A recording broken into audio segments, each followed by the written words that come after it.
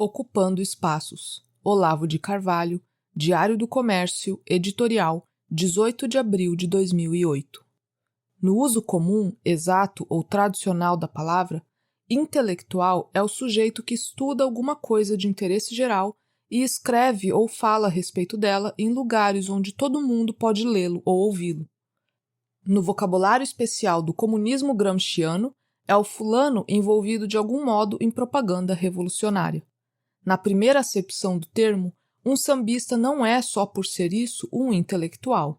Na segunda, pode ser o intelectual mais importante do país, se seus sambas dão prestígio e dinheiro ao partido ou transmitem de maneira mais ostensiva ou sutil mensagens políticas favoráveis ao comunismo. Essa duplicidade de sentidos tem algumas aplicações bem interessantes na guerra cultural. A primeira acepção do termo dá espontaneamente a entender que a pessoa a quem ele se aplica tem alguma autoridade na sua área de estudos e merece, portanto, atenção e respeito. A segunda não implica nem mérito nem demérito, é mero termo técnico. Designa a inserção do indivíduo numa das seções, ou coletivos, que compõem a estrutura partidária. Há os coletivos dos operários, o coletivo dos camponeses, o coletivo dos militares e assim por diante. O coletivo dos intelectuais é o conjunto dos sujeitos envolvidos em guerra cultural e psicológica. O intelectual, no sentido partidário, não é necessariamente, na verdade não é quase nunca, um intelectual no sentido comum. É apenas um ativista que usa os meios da indústria cultural.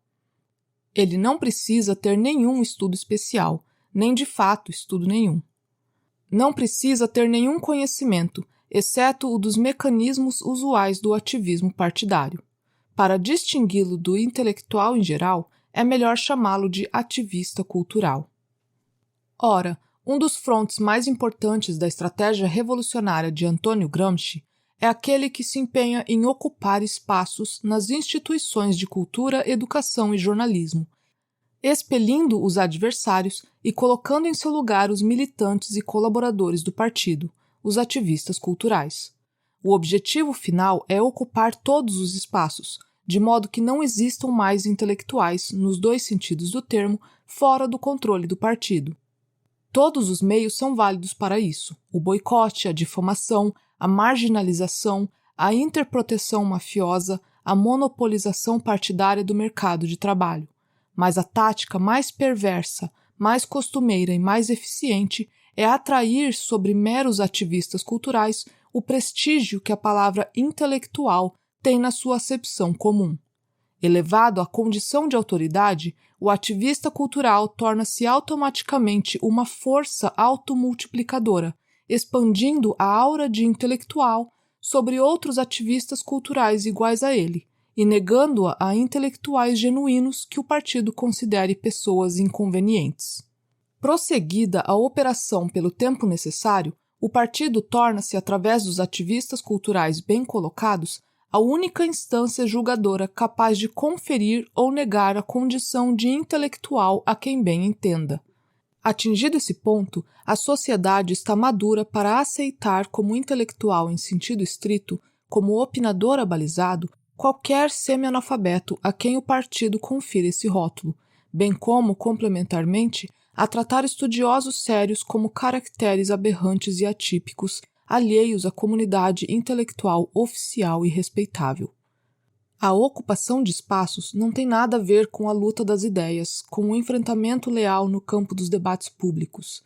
Antes do advento dela, o intelectual de esquerda tinha de concorrer em pé de igualdade com seus adversários de direita, tinha de mostrar cultura, domínio do idioma e alguma seriedade. O gramscismo dispensou-o desse esforço, colocando em lugar da disputa de ideias a guerra pela conquista de posições. Daí por diante já não se trata de provar superioridade intelectual, mas de subtrair ao adversário todos os meios de concorrer. O gramscismo é a institucionalização do golpe baixo em lugar do debate intelectual.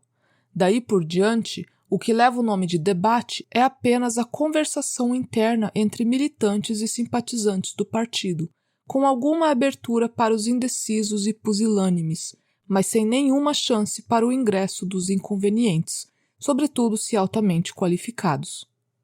Não é preciso dizer que no Brasil esse ponto já foi atingido há muito tempo, e ele corresponde à total destruição não somente da vida intelectual genuína, mas da simples possibilidade de haver uma. É apenas como sintoma banal desse estado de coisas que se pode entender uma iniciativa como a Coleção Intelectuais do Brasil, paga com dinheiro público pela Universidade Federal de Minas Gerais, na qual entram como figuras representativas Chico Buarque de Holanda, Leonardo Boff e outros tipos que numa situação normal seriam apenas folclóricos. A presença do Sr. Gilberto Gil no Ministério da Cultura ilustra exatamente o mesmo fenômeno.